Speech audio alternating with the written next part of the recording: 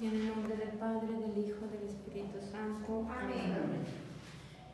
Te pedimos, Señor, que envíes tu Espíritu sobre nosotros para que esta reflexión que vamos a tener esta tarde nos ayude en el caminar de nuestro ministerio. Te lo pedimos por Jesucristo nuestro Señor. Amén. Espíritu Santo, fuente de luz, Ilumínanos, guíanos y danos tu paz. Espíritu Santo, fuente de luz, Ilumínanos, guíanos y danos tu paz. Espíritu Santo, fuente de luz. Ilumínanos, guíanos y danos tu paz. Muy bien, siéntense por favor. Ok. Empezamos. ¿Sí le dieron una leidita a lo que les dije? Hasta el número. ¿Sí? Bueno, era ver todo lo que ya hemos reflexionado, ¿verdad? Sobre todo lo de la finalidad de la catequesis. ¿Sí les quedó ya más claro lo de la finalidad? Es importante. ¿Dónde sería qué página? Estamos en la página 68, más bien número 75, porque algunos tienen otra edición. En el número 75 ahí dice la finalidad de la catequesis. Donde me gustaría que nos explicaras ese número 38. ¿38? Ajá, el número 38. Ah, ya te regresaste mucho, pero Ay, nada más es un pedacito. Ahí a ver, me hizo... si lo gusta leer, por favor. Dice, la comunión con Cristo implica la confesión de la fe en el único Dios, Padre, Hijo, Espíritu Santo. La profesión de fe interior al bautismo es eminentemente trinitaria. La Iglesia bautiza en el nombre del Padre, del Hijo y del Espíritu Santo, Dios uno y trino, a quien el cristiano confía su vida. Es importante que la catequesis sepa vincular bien la confesión de la fe cristológica. Jesús es el Señor, con la confesión trinitaria. Más bien es el número 78, ¿verdad? ¿Y qué? 38. Sí, parece. Parece que Yo nunca encontré nada. yo ya se regresó mucho. Ay, pero ¿por qué? Les digo.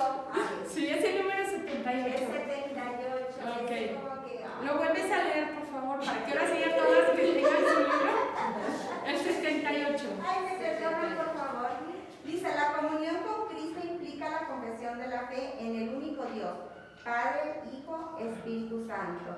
La profesión de fe interior al bautismo es eminentemente trinitaria. La Iglesia bautiza en el nombre del Padre, del Hijo y del Espíritu Santo.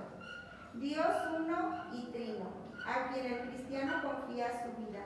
Es importante que la catequesis sepa vincular bien la confesión de fe cristológica, Jesús el Señor, con la confesión trinitaria. Creo en el Padre, en el Hijo y en el Espíritu Santo, ya que no son más que dos modalidades de expresar la misma fe cristiana.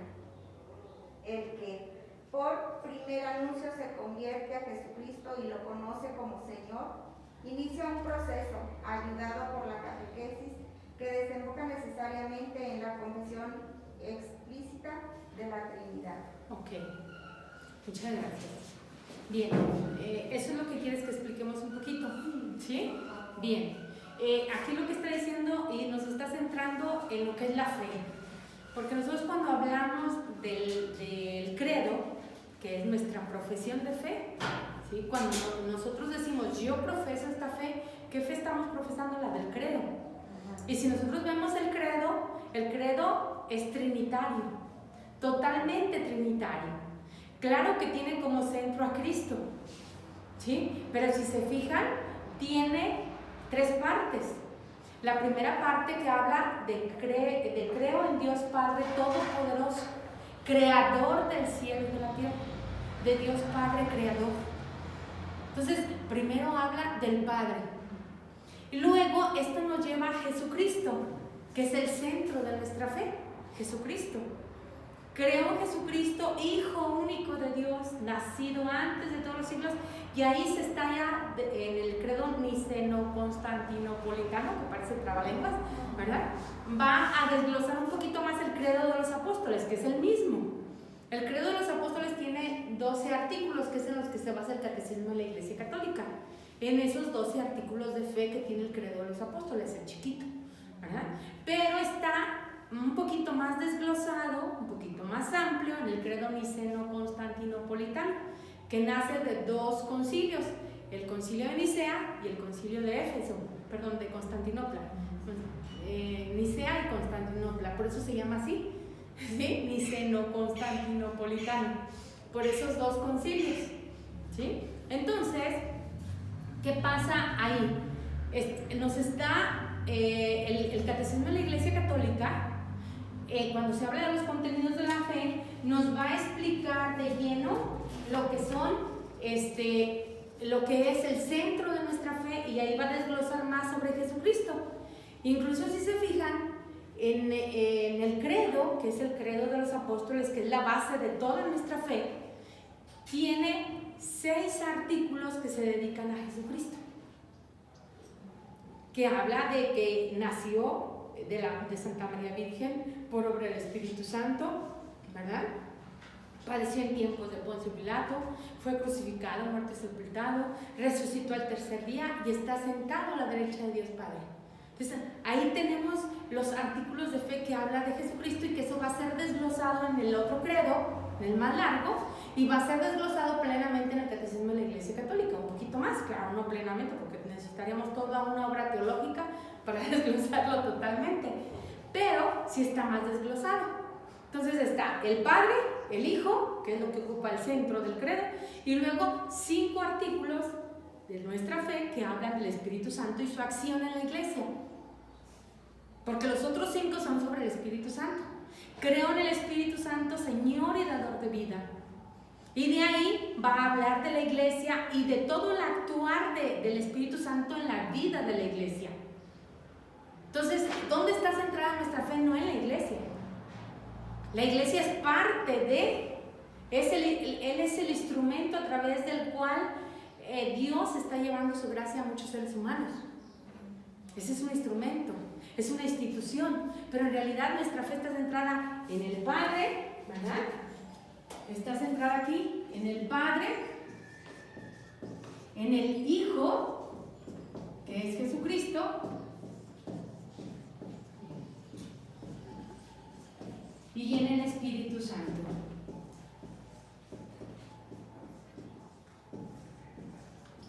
Y de hecho, nosotros los cristianos, desde el momento en que nacemos, cuando somos bautizados, como dice, somos bautizados en el nombre del Padre, del Hijo y del Espíritu Santo.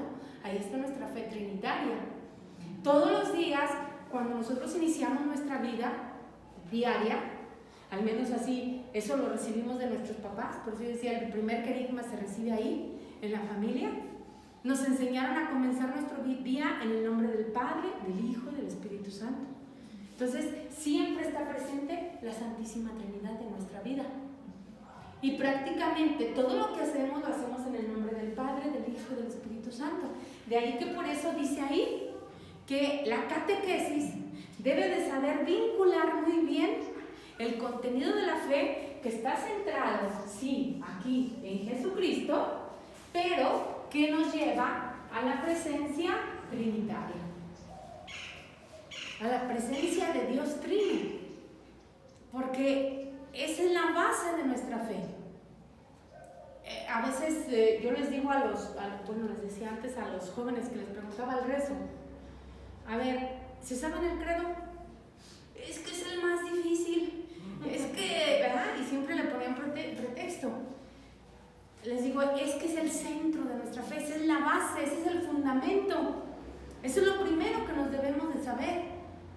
¿Por qué? Porque nuestra fe no es, sí, yo creo en San Judas Tadeo, yo creo en Santa Teresita del Niño Jesús, yo creo en San Martín. No, ellos son santos. Y ellos van a ser amigos de Jesús, que sí los vamos a invocar, vamos a pedir su intercesión de ellos. Pero nuestra fe está centrada aquí. Y este es el credo. El credo aquí está. Y les digo, y Jesucristo toma un lugar muy importante. ¿Por qué? Porque es a través de Jesucristo que conocemos plenamente el misterio de la fe. De hecho, San Pablo así nos lo va a decir en la carta a los Efesios. Dios ha querido, por su propia voluntad, darnos a conocer los misterios de su fe a través de su Hijo Jesucristo. Y luego la carta a los Hebreos también nos lo va a decir. Antes Dios nos habló a través de los patriarcas, de los profetas, de todos los demás, pero en estos últimos tiempos nos ha hablado a través de su Hijo Jesucristo. Y entonces Jesucristo ya viene a develar todo, ya queda revelado todo en Jesucristo. Quita todos los velos, porque ahora lo conocemos todo a través de Jesucristo. Por ejemplo, en el tiempo de Dios Padre, pues Dios se manifestaba a Moisés, a Abraham, y luego viene Jesucristo. Viene Jesús, y Jesús es cuando evangeliza y mucha gente lo sigue. Y ahorita entonces nosotros estamos viviendo el Espíritu Santo, o cómo se pueda decir así. No, bueno, nosotros los separamos porque así somos, ¿verdad? Los seres humanos somos mucho de separar, pero la presencia de las tres divinas personas no están separadas nunca. El mismo credo nos lo dice, cuando habla de que Jesucristo nació antes de todos los siglos, que es Dios de Dios, luz de luz, que ya estaba en Jesucristo. Y San Juan nos lo va a decir. ¿De dónde salió eso del credo? Ahí está en el Evangelio de San Juan. San Juan dice en el principio ya era Dios, estaba con Dios, por Él todas las cosas se hicieron, sin Él nada se hizo. O sea, Jesús ya estaba presente.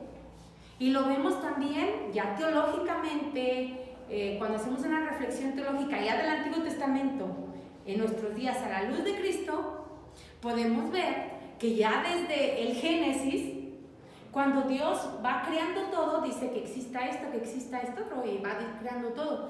Cuando llega la creación del hombre, ¿qué dice? Hagamos, no dice voy a hacer, hagamos. Sabemos que es un género literario, pero ¿por qué Dios permitió que el escritor sagrado lo pusiera en singular? Hagamos. Y para un pueblo que era de un solo Dios, que siempre, o sea, es un pueblo que creyó que era un solo Dios, siempre. Y el manuscrito dice, hagamos. Entonces ahí ya está bien claro que ya estaban las tres divinas personas. Solo que el pueblo, por eso les digo que Dios va utilizando una pedagogía, en esa revelación, una pedagogía de acuerdo a la mentalidad del ser humano. Por eso tenemos que aprender de la pedagogía de Dios. Cómo va poco a poco, de acuerdo a la capacidad del ser humano, va haciéndole entender que Él es tres personas distintas, pero es un solo Dios. Sigue siendo un solo Dios.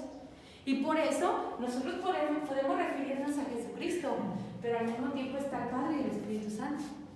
O podemos referirnos al Espíritu Santo, pero está el Padre y Jesucristo.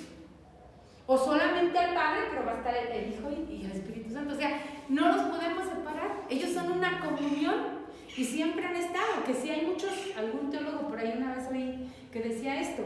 Un tiempo fue la revelación de Dios Padre, luego viene la revelación de Jesucristo y luego viene la fuerza o la presencia del Espíritu Santo. Y estamos en los tiempos del Espíritu Santo. Así es. Estamos en los tiempos de Dios. Y siempre han estado juntos. Siempre han estado juntos. Lo que pasa es que nosotros no lo habíamos entendido y de hecho muchas personas hasta todavía a finales del siglo pasado, del siglo XX, hasta mediados vamos a decir, no se hablaba mucho de la presencia del Espíritu Santo. De hecho todavía antes del Vaticano II pues se centraba más en el Padre y el Hijo, pero no se hablaba tanto del Espíritu Santo. Hay teólogos que llegan a decir que no se hablaba tanto del Espíritu Santo porque se tenía miedo. ¿Miedo a qué? Hay una frase que dice Jesucristo en el Evangelio de San Juan, que el mayor pecado que hay es el que se hace contra el Espíritu Santo. Contra el Espíritu Santo. Y mucha gente, mejor para no pecar contra el Espíritu Santo, no voy a hablar de él, ¿verdad? Para no pecar. Pero no es eso. Y por eso muchos sacerdotes le dicen el gran desconocido, porque muchos no hablaban del Espíritu Santo. Pero en realidad el Espíritu de Dios, como lo vemos en el Génesis, aleteaba sobre las aguas desde el principio, ¿verdad? ¿Y cuál es en sí el pecado contra el Espíritu Santo? Si Jesús nos está diciendo que el Espíritu Santo es el que aboga, es el abogado, ¿verdad? Y el Espíritu Santo es el que consuela, es nuestro consolador. Entonces el pecado contra el Espíritu Santo, ¿cuál es? La desesperación. Una desesperación tremenda que nos lleva a dudar, y a una duda pues total de la misericordia de Dios. Si Él es nuestro abogado y Él es el que nos consuela, ¿a quién le vamos a tener miedo? Dijo Santa Teresa, ¿no? ¿Qué me falta? Nada. O sea, con Dios me basta. Pero desgraciadamente a veces el demonio que todo está nos pone esa desesperación. Así como que ya no puedo, ya. Nadie me puede salvar de aquí, nadie me puede liberar de este pecado, nadie me puede. Y ese es cuando dudamos de la misericordia de Dios. Si el Espíritu Santo es el que aboga por nosotros, es nuestro consolador, es nuestro maestro interior.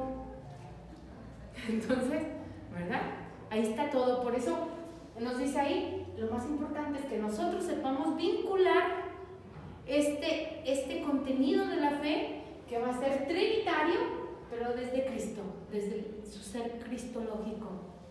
Entonces, nuestro contenido de la fe siempre tiene que ser así: Jesucristo, pero que se abre hacia la presencia trinitaria. Nos lleva al Padre y al Espíritu Santo.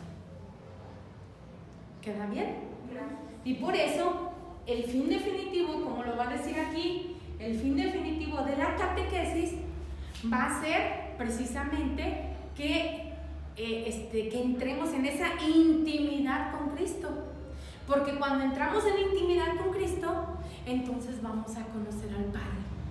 Y entonces vamos a conocer mayormente al Espíritu Santo. Vamos a tener un conocimiento más fuerte del Espíritu Santo, en la medida en que entremos en la intimidad con Cristo. Por eso Jesucristo va a decir: quien me conoce a mí, conoce al Padre.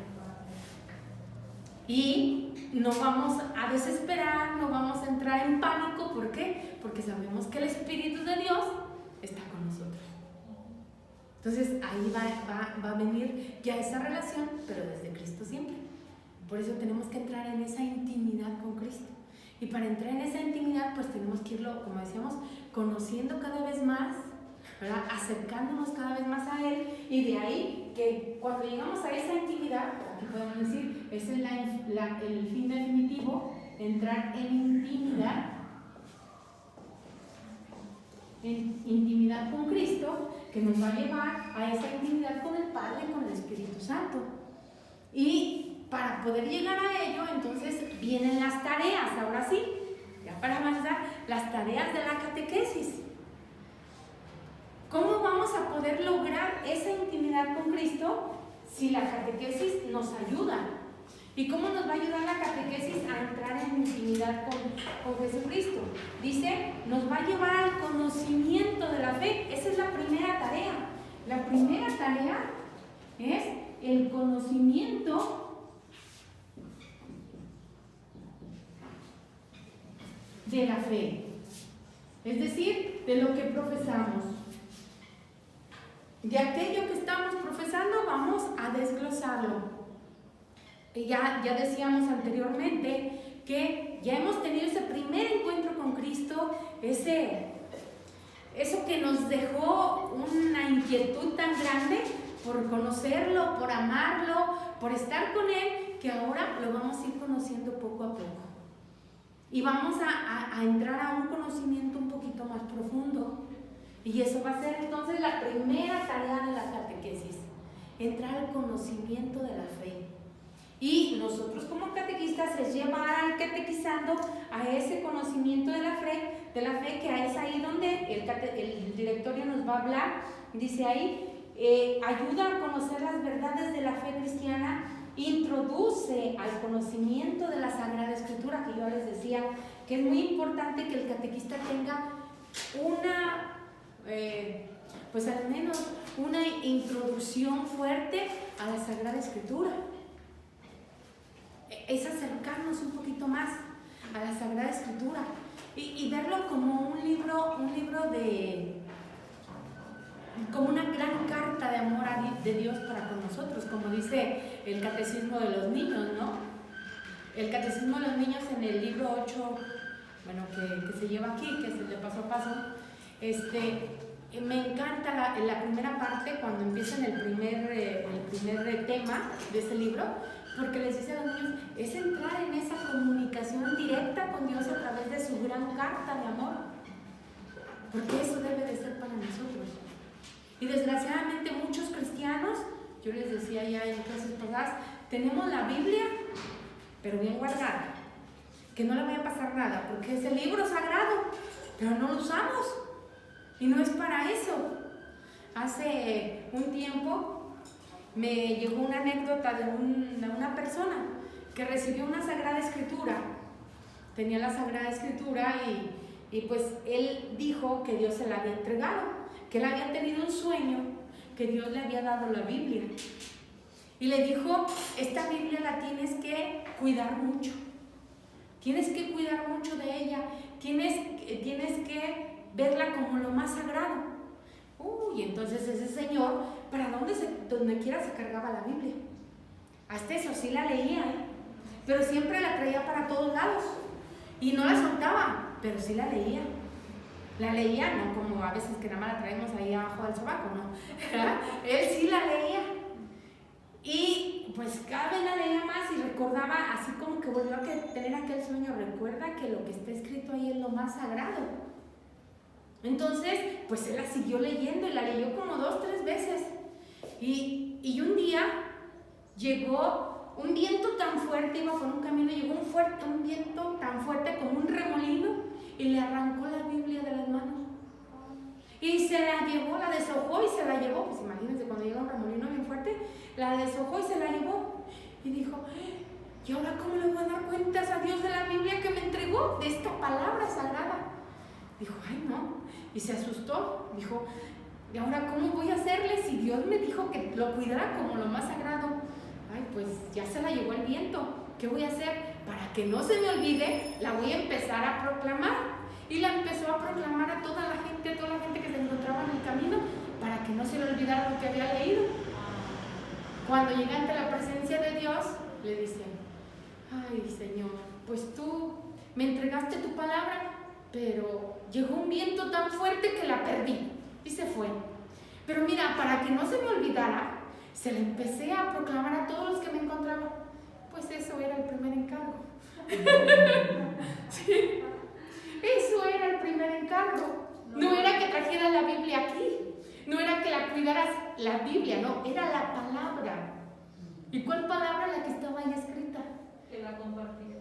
Era compartirla con los demás. Y a veces nosotros así estamos, la tenemos tan bien guardada que ni siquiera la leemos. Y hay que leerla, porque ahí está, dice, el conocimiento de la Sagrada Escritura, de la tradición viva de la Iglesia. ¿Cuál es la tradición viva de la Iglesia? No todo está en la Sagrada Escritura. Nuestra Sagrada Escritura es palabra de Dios. Palabra de Dios de los acontecimientos vividos.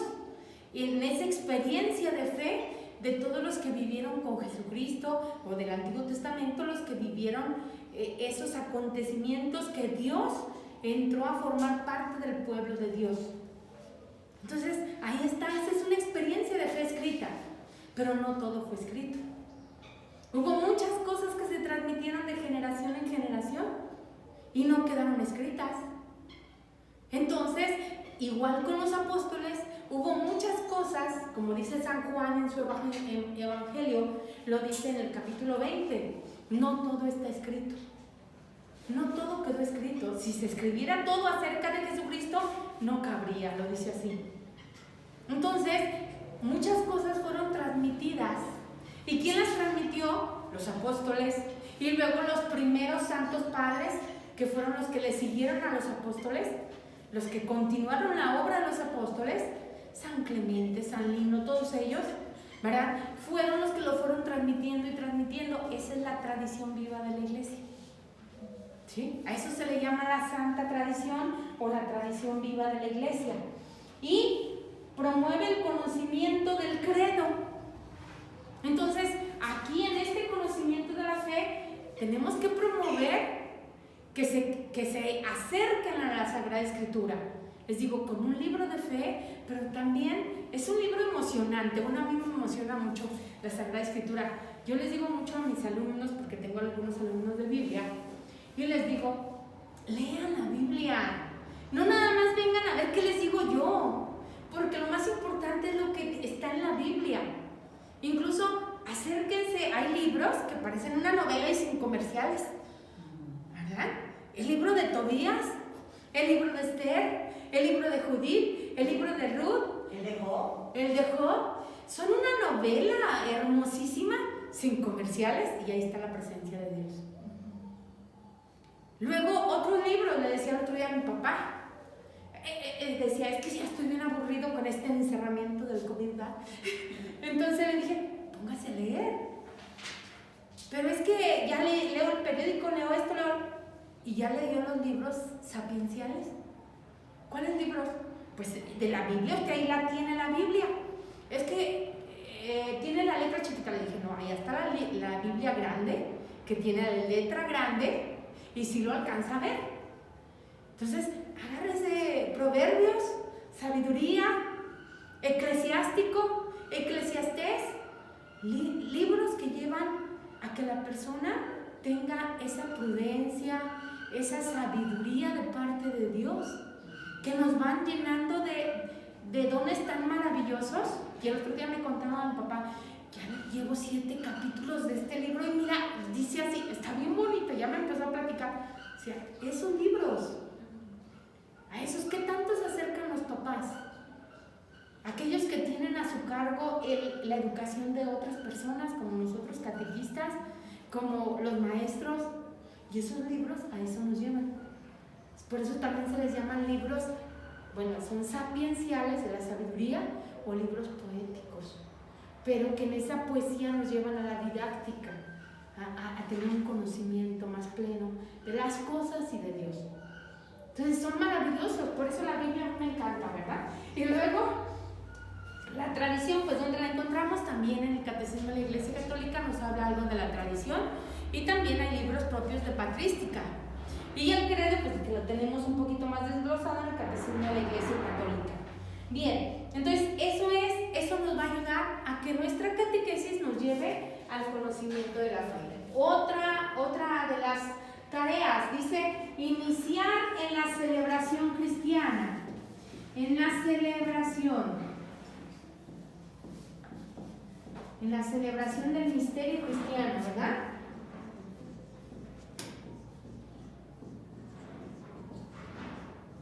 Nosotros normalmente en ese misterio cristiano, pues sabemos que ya por tradición vivimos la Santa Misa. Vivimos la Santa Misa porque ya desde pequeños nos enseñaron eso nuestros papás, a ir a la Santa Misa. Pero, ¿qué tanto sabemos lo que está sucediendo ahí? ¿Qué tanto estamos metidos en esa celebración? Y no solamente en la celebración de la Santa Misa, están todos los demás sacramentos. Los otros sacramentos, los otros 6 sacramentos, que claro, como centro está la Eucaristía, pero los otros 6 sacramentos también son esa parte de la celebración cristiana. Y que este conocimiento de Dios nos debe de llevar a celebrar, nos debe de llevar a la alabanza, a la glorificación, a estar en continua glorificación a Dios, a darle gracias por todo lo que Él nos da. Y claro, también a pedir su ayuda, ¿por qué no? Entonces también está la celebración que nos lleva a pedir. Y por eso la Santa Misa es ese encuentro entre el ser humano y Dios. Dios ahí se hace presente en la Santa Misa y en todos los demás sacramentos. ¿Para qué? Para venir a llenarnos de su gracia, para venir a nuestro encuentro y fortalecernos con su presencia. Entonces, a eso nos debe de llevar esta tarea de la catequesis, que es el iniciarnos en la celebración del misterio, de los misterios de Cristo. Por eso dice, con esta tarea, la catequesis ayuda a comprender la importancia de la liturgia en la vida de la iglesia. Inicia en el conocimiento de los sacramentos y en la vida sacramental. Hoy en día, a veces los sacramentos los tenemos como segunda parte, y no. Hoy más que nunca deberíamos estar bien fortalecidos por los sacramentos, bien fortalecidos. Que no dejemos un día, como dice San Pablo, que no nos encuentre la noche en pecado. No le dejemos lugar al diablo. Entonces hay que confesarnos seguido. Estar continuamente recibiendo a nuestro Señor, fortalecidos por Él, por el pan de la Eucaristía, pero también por su palabra. Porque recordemos que la celebración litúrgica siempre se va a comprender de dos partes: la liturgia de la palabra y la liturgia sacramental. Y ahí es donde tenemos que ser nosotros afianzados, tenemos que empezar en esta iniciación a la celebración del misterio. Por eso es importante que el catequista tenga una formación adecuada también de la liturgia. No tampoco van a ser los grandes liturgos los catequistas, pero sí al menos una formación adecuada, introductoria, que le ayude a que él también pueda transmitir, ella también pueda transmitir estos conocimientos a sus catequizados para introducirlos en la liturgia. Porque muchas veces, ¿a qué vamos a misa? ¿Saben? ¿Verdad? ¿Por qué las ofrendas? Dicen algunas personas, ¿por qué las ofrendas? Porque le tenemos que dar dinero al Padre. No. ¿Ya? Las ofrendas, el momento del ofertorio, ¿tú qué le estás ofreciendo a tu Señor? ¿Qué le estás ofreciendo a tu Dios? ¿Cómo se lo estás ofreciendo? Y sí, como decía un padre, ¿verdad? El padre Ángel Espinosa de los Monteros, que seguramente ahorita en tiempo de pandemia lo escuchan, ¿verdad? Me da risa que mis hermanos de repente le dicen, ay, mira, ya lo que dijo, ¿no? Como una vez que dice que fue a Cancún y les dijo, no, aquí yo nada más quiero pura ofrenda verde, ¿verdad? Dólares. Pues si gastan en dólares en Cancún, pues ¿por qué no ofrenda verde, verdad? Bueno, esa es otra cosa, pero eso es para hacerlos reír. Pero en realidad, ¿a dónde nos lleva? A que en ese momento lo que vamos a ofrecer es nuestra vida, mi vida. Y sí, la ofrenda económica es porque yo le estoy ofreciendo mi vida al Señor, pero yo no me puedo quedar, y Él lo sabe, que no me puedo quedar todo el día en el templo. Tengo, para poder hacer su voluntad, como Él mismo me lo pide, voy a ir a hacer mis ocupaciones allá, en mi casa, en mi trabajo, en donde debo de dar también fruto de vida eterna. Frutos de vida eterna a través de con mis hermanos, a través de mi trabajo. Entonces, ¿qué dejo? La ofrenda de mi trabajo. ¿Sí? Eso es lo que estoy dejando, la ofrenda de mi trabajo, pero ya le ofrecí mis sacrificios, mis preocupaciones, mis proyectos, le di gracias por todo lo que me ha ayudado en estos días, ¿verdad? O sea, ese es el ofertorio. El ofertorio es eso, ¿qué le estás poniendo en la mesa junto con Cristo? Todo lo que tú eres, tu vida. ¿Sí? Y ya la ofrenda económica, ya ese es como un plus, ¿verdad? Señor, no me puedo quedar, pero aquí está el fruto de mi trabajo, para que tu casa, el templo, los que sirven en él, puedan también tener lo necesario para que estés bien servido, ¿no? Sí, y ese es el plus, pero primero está la otra ofrenda. Y desgraciadamente la mayoría de los cristianos, de los católicos, no lo entendemos así. Lo entendemos solamente el momento de dar la colecta. Y muchos no dicen colecta, dicen limosna. Como si Dios fuera un limonero. ¿Ya? Pues. Sí. Pues se debería también entonces de unir lo que es la catequesis con celebraciones de la misa. Por ejemplo, una vez al mes, los niños de la catequesis con el sacerdote, para que nosotros, sabiendo que va a ser una vez al mes, entonces irlos preparando para que poco a poco vayan entendiendo cada parte de la misa, y el sacerdote también te podría ir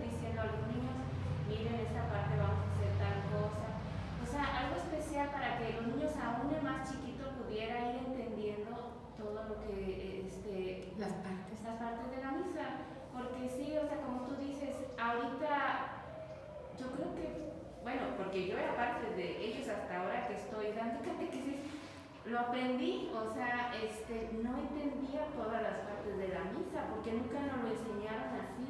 Así es. Era otra la forma de enseñarnos. Entonces ahora yo creo que si esto dice el libro que son las tareas de la catequesis, entonces se tiene que unir la catequesis y además las celebraciones, la celebración litúrgica de la misa.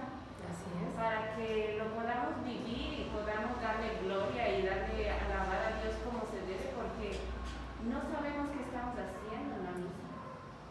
Bueno, y eso yo les ponía el ejemplo del ofertorio, hay muchas cosas, ¿verdad? Sí. Mucho, y que ya desglosando cada sacramento vamos a encontrar tantas cosas tan hermosas que son riquezas que estamos viviendo. Y aún también los sacramentales, que también ahí entraría otra parte. Ahorita, por ejemplo, estamos así como viendo los consejos parroquiales, ¿ya? ¿Cómo le vamos a hacer con la ceniza? Porque muchas personas dicen, no, que no se la vayan a llevar a su casa, porque, a ver, si te están entregando la Sagrada Eucaristía, que es lo más sagrado, la Sagrada Eucaristía te la están entregando en tu mano, que no te den poquita ceniza para que allá en casa, cada papá, cada mamá, ponga la ceniza a sus hijos. Claro. Ya lo están haciendo algunas diócesis como de Monterrey, de ¿cómo se llama? De San Luis Potosí, ya lo están promoviendo así. Aquí todavía no llega, o hasta menos hasta ahorita no tengo el conocimiento de que ha llegado la carta del obispo de cómo se va a llevar a cabo. Por ahí oí que sí se está pensando en una celebración familiar y ojalá. ¿Por qué? Porque muchos decían, bueno, como en Roma, que dicen que va a ser pues a puerta cerrada, con poquito así, pero resulta que aquí, en México, en León, Guanajuato, cuando hablamos de ceniza, la gente sale hasta de abajo a las piedras, ¿verdad? No irán a misa otro día ni al templo, pero el día de ceniza ahí están, para que les pongan su crucita. Entonces, ¿cómo le vamos a hacer para no infectarnos? Para poder llevar a cabo los protocolos, pues yo creo que esa es una muy buena forma, pero también ahí entra la catequesis. ¿Por qué? Porque sabemos, la ceniza es un sacramental. Está bendita, si esa ceniza o la podemos bendecir en casa o la van a bendecir los sacerdotes, bueno, ok, como sea, pero está bendita. ¿Y qué representa? Porque es un sacramental, o sea, esa catequesis va a ser muy importante y es parte también de la celebración. ¿Por qué? No es liturgia, pero de alguna forma es ya parte de la liturgia porque es un sacramental. ¿Sí se entiende? Es un sacramental que ya nos va a ir adentrando, es el inicio para adentrarnos en un tiempo fuerte, litúrgico, que es la Cuaresma. Nos va a llevar a adentrarnos en él. Entonces, por eso es importante. Y por eso, ¿te acuerdas cuando hablábamos de la relación entre catequesis y liturgia? Yo les decía, es que la catequesis tiene que llevar hacia la liturgia y la liturgia tiene que enriquecer a la catequesis, tienen que estar unidas. Por eso sí es importante que los niños, y no solamente los niños, los adolescentes, los jóvenes, los adultos, tengan esas pequeñas cápsulas, al menos una vez al mes, como dices, en la misma Santa Misa, que el sacerdote explique, ¿verdad?, de esa catequesis, de este momentito, a lo mejor una parte pequeña de la Santa Misa, y así poco a poco todos vayamos adentrándonos cada vez más a esa formación litúrgica, a esa catequesis litúrgica que nos va a llevar al conocimiento, ¿verdad? Bien. Bueno, otra de las tareas es formar en la vida en Cristo. Si ustedes se fijan, va llevando un poquito, o luego ya cuando vemos lo del catecismo, que ahí también lo va a traer, del catecismo de la Iglesia Católica, nos va a ir llevando en base a cómo está estructurado el catecismo, porque eso no es de ahora. Desde siempre la Iglesia así ha estructurado los contenidos de la fe, lo que creemos, lo que celebramos, lo que vivimos y lo que oramos. Desde siempre. Son 4 partes muy importantes. Entonces aquí otra va a ser formar en la vida en Cristo, es decir, en la moral, en la ética. Entonces, formar en la vida en Cristo.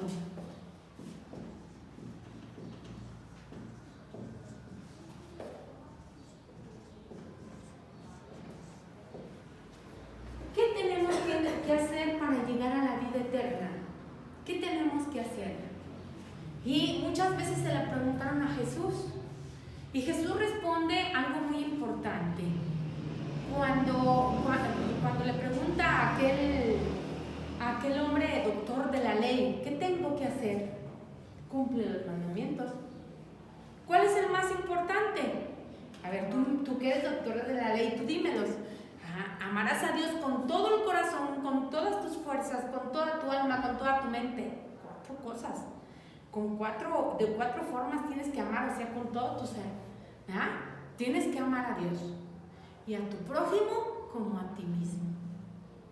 Ahí está bien claro. ¿Qué tienes que hacer? Los mandamientos solamente se resumen en esos 2, que viene a ser, como ya les había dicho, como el madero que va de la tierra hacia el cielo, que es el madero vertical, ¿verdad? El amor a Dios con todo tu ser, con toda tu alma, con toda tu mente, con todo tu corazón, y a tu prójimo, el madero horizontal, como a ti mismo. Ahí está. Así es como vas a vivir para entrar a la vida eterna. Pero entonces, ¿quién es mi prójimo? Dice el doctor de la ley. Y ya es cuando le cuenta la parábola del samaritano, del buen samaritano. Pero si los samaritanos son enemigos de los judíos, hasta ese momento eran enemigos de los judíos, y son israelitas los 2, ¿sí? ¿Cómo sabemos por qué pasó todo esto? Bueno, ya cuando ustedes estudien un poquito más de lleno al Antiguo Testamento van a ver desde qué momento empieza esa enemistad entre samaritanos y judíos, que son israelitas. Son israelitas los 2, pero se odian, ¿verdad? Y más los judíos le dicen a los samaritanos, en ese tiempo de Jesús, perros, les decían paganos, etcétera, ¿verdad? Los insultaban. Entonces eran enemigos. ¿Y cómo es posible que un samaritano es el que viene y ve por el bien de aquel judío que había sido que había sido herido, que lo habían robado y lo habían dejado todo golpeado? Y fue un samaritano. Ni el sacerdote, ni el levita, es decir, ni tú, doctor de la ley, ¿verdad? Ningún judío tuvo compasión. ¿Quién tuvo compasión? ¿Quién era el enemigo? ¿Con esto qué nos está diciendo? ¿Quién es tu prójimo? Todo aquel que necesite de ti. Entonces, ¿dónde tienes que vivir la vida en Cristo? Ahí donde estás. ¿Con quién? Con los que te rodean. Aquel que te necesita, el que necesita de ti, ese es tu prójimo. A ese es el que vas a amar. Ahí está la vida en Cristo. Eso es formar en la vida en Cristo. Entonces, hay muchas cosas que tenemos que profundizar ahí, en la vida moral, en la vida ética, ¿verdad?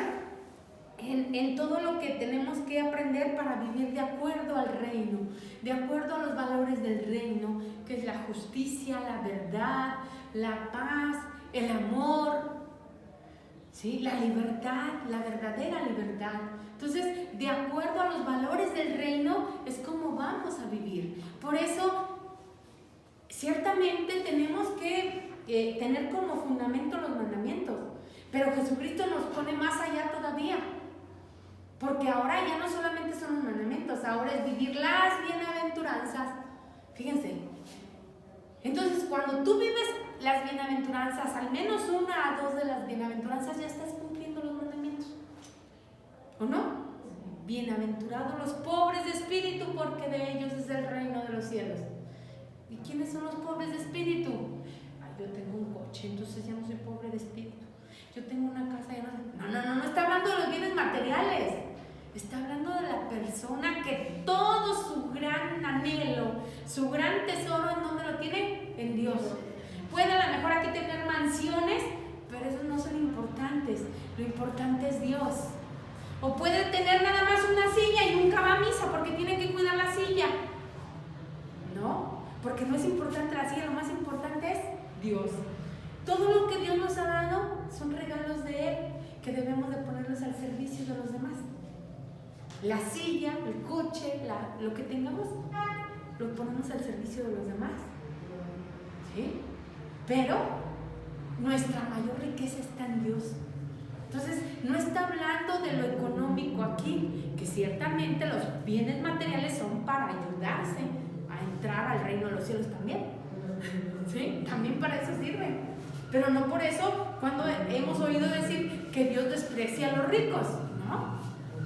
Él convivió con pobres y ricos económicamente. Aquí se está hablando de la pobreza de espíritu que te lleva a elevarte a Dios de una forma plena. Esa es la pobreza de espíritu. Bien, vamos a ir cerrando, Y entonces, la vida en Cristo, que digo, tiene muchas connotaciones ahí que tendríamos que ir viendo poco a poco. Enseñar a orar, esa es la otra tarea que nos lleva. Otra tarea, aunque no las enumera aquí, yo las estoy enumerando, ¿verdad? Nada más para que veamos. Dice enseñar a orar.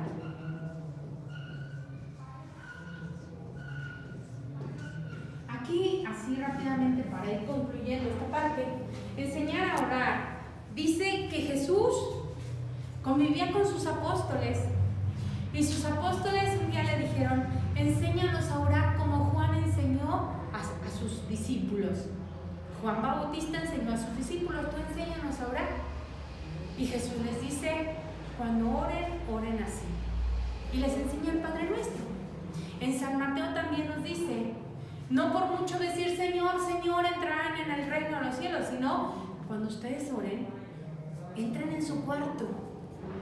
¿Y cuál es tu cuarto? Tu silencio interior. Exactamente, tu silencio interior. Aquí está tu cuarto. Entra en tu cuarto. Ahí, en secreto, con tu Padre, habla con tu Padre. Y ya después nos enseña el Padre Nuestro también. Pero ¿desde dónde vamos a orar? Desde aquí, desde el corazón. Entonces Jesús nos enseña a orar, y de muchas formas.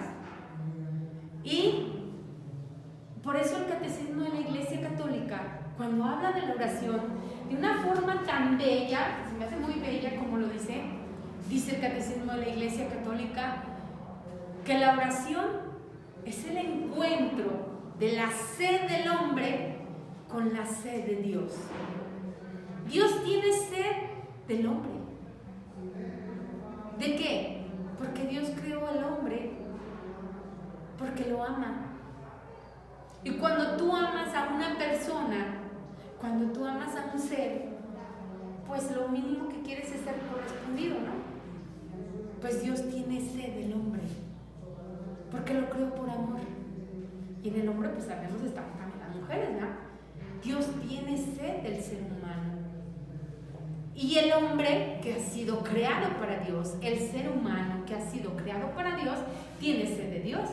Entonces, la oración es el encuentro de la sed del hombre con la sed de Dios. ¿Se fijan? Porque Dios sale al encuentro del ser humano. Ahí está.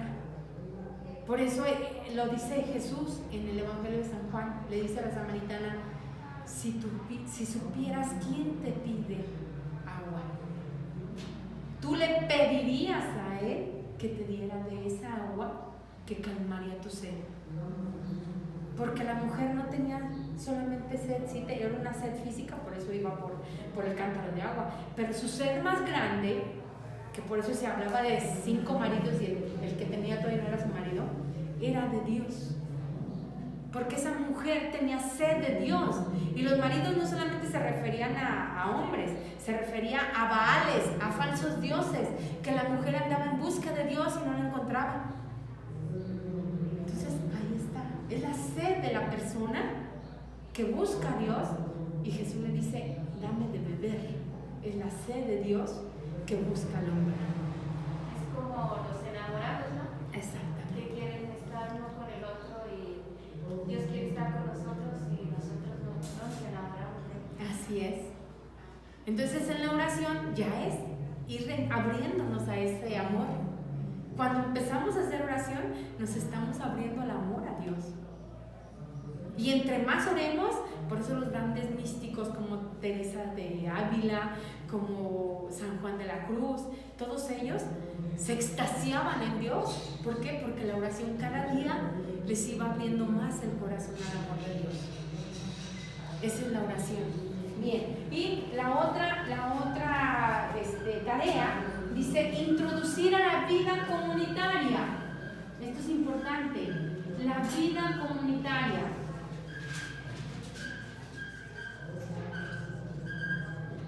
¿Por qué? Todo encuentro con Cristo nos debe de llevar a ser comunidad.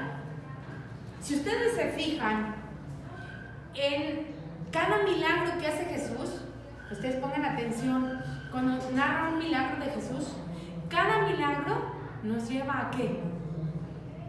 Lleva a la persona a irse a la comunidad, porque le dice Jesús, ve a tu comunidad, ve con los tuyos, regresa a tu familia, los envía a formar comunidad. De hecho, el encuentro de los apóstoles con Jesús los hace formar comunidad. Cuando se habla de los primeros anuncios del Evangelio, ¿qué hacían? Formar comunidad. Entonces, ¿dónde vamos a vivir plenamente nuestra fe? En la vida comunitaria. Y nosotros tenemos una primera comunidad por excelencia que es nuestra familia. Pero luego también está otra comunidad que es nuestra parroquia. Y ahí, en la vida parroquial, en nuestro grupo, es una segunda familia, una segunda comunidad. Ahí tenemos una segunda comunidad. Y así vamos a tener muchas comunidades en las que debemos de vivir ahí el Evangelio. Es ahí donde lo vamos a vivir, en la vida comunitaria. Entonces, la catequesis nos lleva a eso, a formar vida comunitaria. Ya no me adentro más ahí porque ya es tarde. Y nos lleva también, por lo tanto, a la misión. Pero aquí lo vamos a dejar. Estas 5 son las tareas principales de la catequesis. Son las 5 tareas principales. Entonces, ¿qué tenemos que hacer nosotros catequistas para poder llevar estas tareas? Pues también formarnos cada día más para poder realizar estas tareas catequísticas. ¿Bien? Hasta aquí nos quedamos. ¿Algún comentario? Bueno, entonces hasta aquí nos quedamos. Igual léanlo y si se pueden ir adelantando a lo que sigue, mejor, ¿verdad? Para la otra semana poder también profundizar un poquito más en esto y ya ver las fuentes de la catequesis. Muy bien, entonces vamos, ahorita vimos los números que seguían, que es del 80, del 80, que es la primera tarea, a el número 89. Y ahorita continuaríamos con, la próxima semana con 90 en adelante, que serían las fuentes de la catequesis. ¿Sí? Leemos hasta dónde. Sí, o sea, terminen de ver bien lo de las tareas. Si tienen alguna pregunta, ¿sí? Del 79 a la 89. De la 80 a la 89. Sí. Y ya después, si se quieren adelantar un poquito, qué bueno, para también, si quieren hacer alguna pregunta la próxima semana. ¿Bien? Gracias. Bien, entonces pues terminamos. Gracias. Yo tenía la duda de solo que está atrás de lo que leímos, Ajá. que decía que... ¿En qué número? Que en el 77, Ajá. que dice que tenemos que la catequesis de adultos, que dice que la catequesis de las otras edades debe tenerla como punto de referencia a la catequesis de adultos. Sí. ¿Eso a qué se refiere o por qué es que habría que basarse en la catequesis de adultos para la catequesis de los niños? Lo que pasa es que la primera catequesis que se dirigió, que fue la catequesis que hicieron los apóstoles, los santos padres y todos ellos, y que hablábamos después del catecumenado en los siglos de oro, que fue del finales del segundo, tercero y principios del cuarto siglo, la etapa plena del catecumenado y toda la parte de la predicación de los apóstoles fue hacia los adultos. ¿Sí? La primera catequesis que se dio fue hacia los adultos. Y hoy deberíamos de volver a que la catequesis de adultos fuera la que estuviera mejor estructurada. Imaginémonos adultos bien formados en su fe, pues oigan, ya la catequesis de niños está dada. ¿Por qué? Porque ya los papás, ¿sí? Los papás, los abuelos, los tíos que conviven con los niños, ya ellos ya están educados en la fe, ya tienen una formación adecuada en la fe. Por eso entonces hoy la iglesia debería de apostar mucho por la catequesis de adultos. Ahí debería de ser lo primordial, la catequesis de adultos. Y entonces desde ahí, esta sería modelo de catequesis de jóvenes, de adolescentes, de niños. ¿Sí? En ese sentido. Bien. Ok, ahora sí también. Gracias. Muchas gracias. ¿Sabes qué? Ahí se debería de aprovechar la catequesis de los niños para dar catequesis a los papás Así es. al mismo tiempo. Sí. Pues ahí vamos a seguir buscando las formas porque... Y luego más ahorita que tenemos estos tiempos, pero sí hay que buscarlos. Sí. En el nombre del Padre, del Hijo y del Espíritu Santo. Amén. Te damos gracias, Señor, por estos momentos que hemos estado aquí en tu presencia. Te pedimos que la luz del Espíritu Santo nos siga iluminando para que cada día seamos mejores evangelizadores, mejores catequistas. Y te pedimos por todas las personas a las que nos dirigimos, para que sea el Espíritu Santo quien haga producir frutos en su vida con nuestra predicación. Te lo pedimos por Jesucristo nuestro Señor. Amén. Y a María Santísima, que es nuestra Madre, primera evangelizadora y catequista, le pedimos que interceda por nosotros. Dulce Madre, no te alejes, tu vista en nosotros no apartes. Ven con nosotros a todas partes y solo nunca nos dejes. Tú que nos proteges tanto como verdadera Madre, haz que nos bendiga el Padre,